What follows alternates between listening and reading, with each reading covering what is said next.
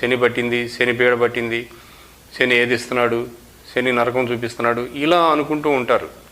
దీనికి కారణం ఏంటంటే శని డ్యూటీ మైండెడ్. శని అంటేనే డ్యూటీ మైండెడ్. శని ఎలా డ్యూటీ మైండెడ్ అంటే మీ పని మీరు చేస్తే శని మిమ్మల్ని ఏం చేయడు. శని సమయంలో, శని దోషం ఉన్నటువంటి సమయంలో మీకు అనారోగ్యాలు రావచ్చు, మోసపోవచ్చు. శని పట్టింది, నాకు ఇట్లా అయిపోయింది, మా కర్మ అని అంటారు. కానీ అదే దాని అర్థం ఏంటంటే మీరు తగిన జాగ్రత్త తీసుకోలేదు.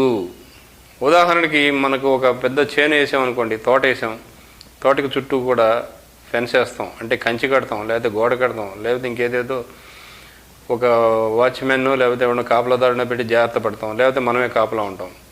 అంత జాగ్రత్తగా ఉన్నప్పుడు ఒక చేనుకో, ఒక చెట్టుకో, ఒక మొక్కకో అంత జాగ్రత్త తీసుకున్నప్పుడు మీ డబ్బు విషయంలో మీరు ఎందుకు జాగ్రత్త తీసుకోరు? మీరు డబ్బు ఎవడికి ఇచ్చేసి వాడు నాకు ఎగ్గొట్టేసాడు, డబ్బు లెక్క చూపి